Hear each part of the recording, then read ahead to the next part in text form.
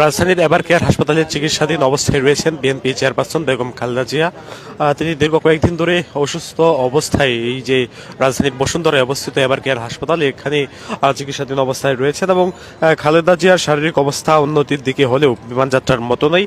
এই কারণে উন্নত চিকিৎসার জন্য সাবেক প্রধানমন্ত্রী লন্ডন যাত্রা বেশ বিলম্ব হচ্ছে। আমরা দেখছিলাম কাতার থেকে একটি এয়ার অ্যাম্বুলেন্স আসার কথা রয়েছিল, তবে সেটির কারিগরি ত্রুটির কারণে এটি বাংলাদেশে এসে পৌঁছাতে পারেনি। তবে কাতার সরকারের পক্ষ থেকে কাতার সরকারের ব্যবস্থাপনায় আরও একটি জার্মানি থেকে এয়ার অ্যাম্বুলেন্স আসার কথা ছিল, যেটিতে সাবেক প্রধানমন্ত্রী বেগম খালেদা জিয়াকে চিকিৎসার জন্য লন্ডনে নিয়ে যাওয়ার কথা ছিল, সেটি আমরা দেখতে পেয়েছিলাম। এবং খালেদা জিয়ার এই যে চিকিৎসা, সেই চিকিৎসাকে ঘিরে আমরা দেখেছি এভার কেয়ার হাসপাতালে দীর্ঘ কয়েকদিন ধরেই নিরাপত্তা ব্যবস্থা কিন্তু আসলে জোরদার রয়েছে এবং এখানে নিরাপত্তা ব্যবস্থা সেটি কিন্তু আসলে এখন পর্যন্ত একই অবস্থায় রয়েছে, সেটি আমরা দেখতে পেয়েছি।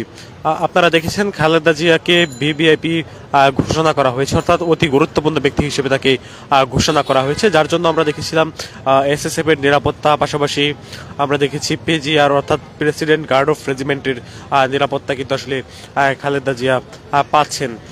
আপনাদেরকে জানিয়ে রাখতে চাই, এই যে চিকিৎসাধীন অবস্থায় বিএনপি চেয়ারপারসন খালেদা জিয়ার শারীরিক অবস্থা উন্নতির দিকে হলেও বিমান যাত্রার মতো নেই। এই কারণে উন্নত চিকিৎসার জন্য সাবেক প্রধানমন্ত্রীর লন্ডন যাত্রা বেশ বিলম্ব হচ্ছে।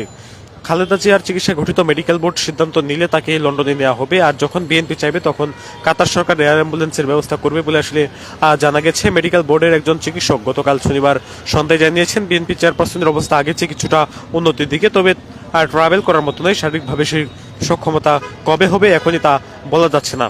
তবে মেডিকেল বোর্ড আশাবাদী উনি উন্নত চিকিৎসার জন্য বিদেশ যেতে পারবেন। ঘুমের ওষুধ দেওয়া হয় প্রতিদিন, মাঝে মধ্যে কথা বলার চেষ্টা করেন। সিসিউতে থাকা রোগীর প্রতিদিনই কিছু না কিছু টেস্ট করা হয়, এটা রুটিন ওয়ার্ক। গত শুক্রবারও এন্ডোস্কোপি করা হয়েছে, প্যারামিটারগুলো কিছুটা উপরে উঠেছে। তিনি বলেন তিনি যেমনটি জানিয়েছেন, মেডিকেল বোর্ডের একজন চিকিৎসক, তিনি যেমনটি জানিয়েছেন যে খালেদা জিয়ার পুত্রবধূ ডাক্তার জুবাইদুর রহমান দিনে দুবার করে হাসপাতালে আসছেন, তিনিও মেডিকেল বোর্ডের সঙ্গে সমন্বয় করে কাজ করছেন। খালেদা জিয়ার ছোট ভাই শামীম ইস্কান্দার গতকাল শনিবার সন্ধ্যায় বলেন তিনি সর্বক্ষণিক হাসপাতালে আছেন। তিনি খালেদা জিয়ার সাথে খালেদা জিয়ার পাশে আসলে সার্বক্ষণিক হাসপাতালে আছেন এবং তিনি খালেদা জিয়ার সাথে আসলে খালেদা জিয়ার যে সিসিউতে আছেন সেটি আসলে তিনি জানিয়েছেন। এবং চেয়ারপারসনের উপদেষ্টা ডক্টর এনামুল হক চৌধুরী গতকাল সন্ধ্যায় বলেছেন মেডিকেল বোর্ড চূড়ান্ত সিদ্ধান্ত অর্থাৎ লন্ডনে নেওয়ার বিষয়ে সায় দিলে এয়ার অ্যাম্বুলেন্স চাইবে এবং কাতার সরকার যে